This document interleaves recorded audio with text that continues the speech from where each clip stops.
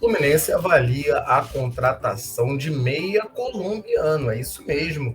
Não é aquele meia colombiano lá atrás, lembra? Teve uma informação do meia colombiano que tinha sido oferecido ao Fluminense. Não é o mesmo, tá? Isso não é vídeo velho, não é notícia velha, não é o mesmo jogador. Mas a gente vai trazer de volta esse jogador que foi oferecido lá atrás, que é o Auli Oliveiros, para comparar com esse jogador de agora que foi oferecido ao Fluminense, segundo informações do jornalista Paulo Brito, da Netflu. A gente vai falar aqui, né, o que a gente já sabe de valores, de modelos de negociação, vai trazer alguns números do atleta, né, para a gente avaliar se seria uma boa contratação ou não, e vai, como eu disse, comparar com o Auli Oliveiros, que foi o outro jogador colombiano, outro meia colombiano oferecido ao Fluminense. Então já convido você a ficar comigo nesse vídeo aqui até o final, para a gente debater bastante esse assunto. Só antes do vídeo começar, eu quero pedir você deixar o like. Aqui embaixo do vídeo tem um botão do like aí, se você puder apertar. É uma moral absurda que você consegue dar pra gente aqui da Central, de graça. Isso aí ajuda demais a gente que produz conteúdo diariamente aqui no YouTube a crescer. O YouTube valoriza o nosso vídeo, divulga melhor o nosso alcance e faz com que a gente chegue, né, a mais tricolores aí ao redor do mundo. Então, se você puder dar essa moral, puder dar essa força, eu fico muito agradecido, beleza? Então vamos lá, galera. Vamos trazer aqui a informação, porque é importante, né, finalmente, alguma coisa de chegada de jogador aqui no Fluminense. A gente tem a novela Gabriel Suasso, mas, fora isso, né, até falei em um dos vídeos que eu gravei mais cedo, era uma reclamação minha, tem outras posições que o Fluminense precisa se reforçar e não sai nada. E uma delas, né, provavelmente vai ser o meio campo. O Natan pode sair, né, fiz um vídeo mais cedo falando sobre isso, o Diniz quer manter o Natan, mas o Natan, o Atlético Mineiro não quer emprestar ele de novo. O Atlético Mineiro quer vender. E o valor fixado no Natan no contrato do Fluminense é 27 milhões de reais. E aí, vai valer a pena comprar um Natan ou não vai? É possível que o Fluminense já esteja pensando no seu plano B para a posição. E a Netflu traz essa informação hoje de que o meio-campista Jarlan Barreira, do Atlético Nacional da Colômbia, de 27 anos, foi oferecido ao Fluminense. Beleza? Só trazendo primeiramente aqui os moldes da negociação, a ideia é que ele venha, né? O oferecimento foi que ele viesse por empréstimo com um valor fixado ao final desse empréstimo, mas o Fluminense teria que pagar pelo empréstimo do jogador, tá? Ou seja, seria uma situação parecida com a do Natan. Lembra? O Natan, para vir para o Fluminense pagou 1 milhão para o Atlético liberá-lo por empréstimo. Aí houve a liberação, e aí, para ficar com o jogador após o contrato de empréstimo, tem que pagar um valor para comprar os direitos. Esses valores, a Netflix não conseguiu apurar, não trouxe para a gente, tá? Então a gente não sabe a negociação, quais são os valores envolvidos. Isso, claro, é muito importante, é muito relevante, mas aqui antes, né, a gente vai debater aqui, trazendo um pouco os números do jogador, se seria uma contratação interessante, para daí depois a gente começar, né, caso o interesse do Fluminense se intensifique, se acentue no jogador, aí a gente vai começar a debater questão de valores, questão de números, beleza? Vamos lá, o Jarlan Barreira tem 27 anos e ele atua no Atlético Nacional da Colômbia. É um dos principais clubes lá da Colômbia. Beleza? Eu vou jogar aqui na tela os números dele no Clausura 2022, que acabou ontem. O Deportivo Pereira foi campeão. E esses são os números do Jarlan Pereira na competição. Olha aí.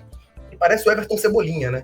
27 anos, Clausura 2022, ele fez 10 jogos, 5 como titular, tem 2 gols e 1 assistência. Na verdade, são 6 jogos como titular, tá? Perdão, eu escrevi errado aí, acabei de conferir aqui, são 6 jogos como titular.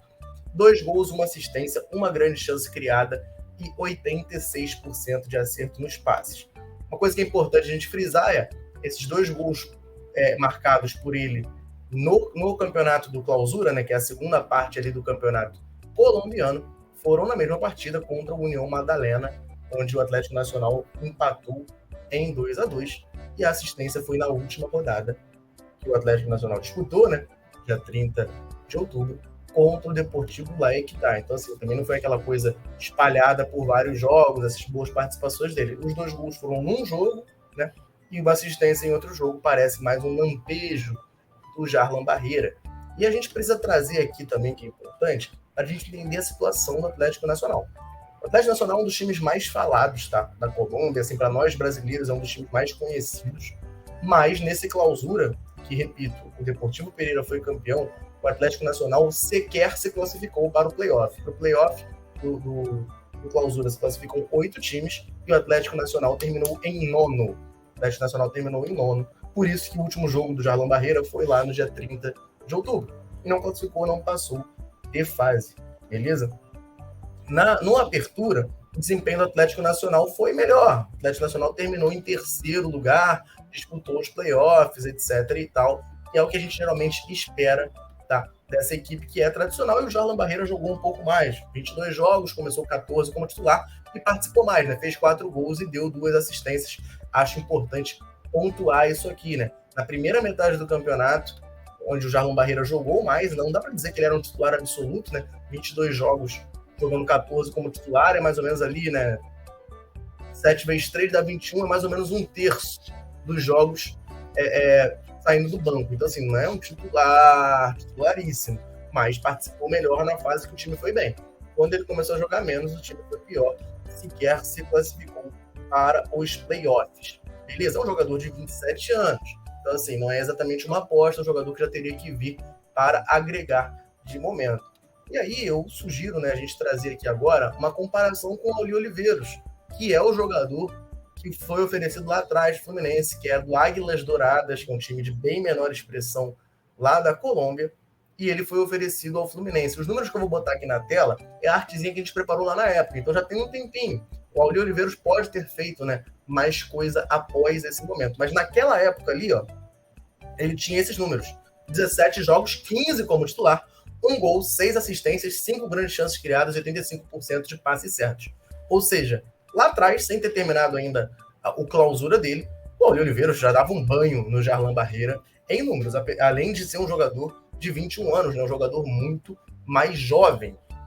Então, assim, meus amigos, o Fluminense agora tem esse jogador sendo oferecido, o Jarlão Barreira sendo oferecido, e o Auli Oliveiros não interessou. Saiu até informação de que o Mário Bittencourt bloqueou o empresário do Auli Oliveiros no WhatsApp, porque o cara estava enchendo o saco. Assim, o Fluminense não quis o Auli Oliveiros, descartou total, e agora está estudando a contratação do Jarlão Barreira.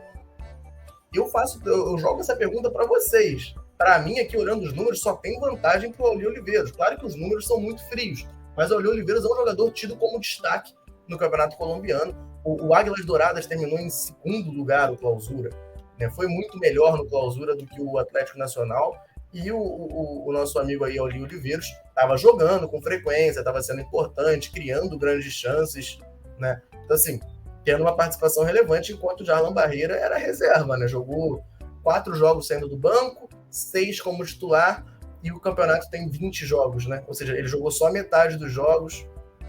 Reserva, né? Definição de reserva aí pro nosso amigo Jarlão Barreira. Deixo jogo essa pergunta para vocês, porque o valor que saiu a informação que o Fluminense precisaria gastar no Auli Oliveiros era 3 milhões de reais.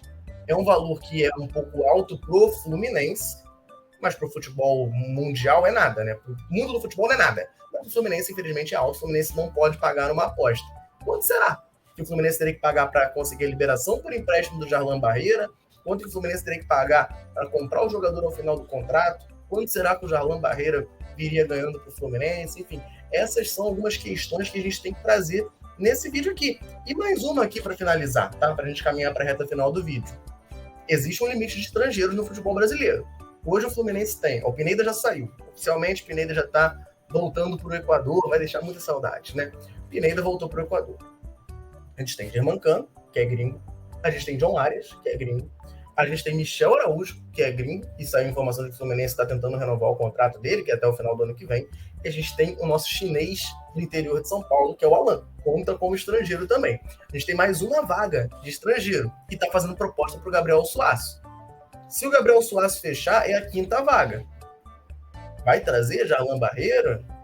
Como é que vai trazer? Vai ficar com 6 jogadores? Vai dispensar algum desses? Ou você vai correr o risco de ter 6 jogadores estrangeiros no elenco e precisar sempre não deixar um ser relacionado, né? Porque você pode ter quantos jogadores estrangeiros você quiser, só que você só pode relacionar 5. Você pode ter um time completo só de gringo, mas na hora de chegar para o jogo, só 5 podem ser relacionados. Então, assim, sinceramente, né?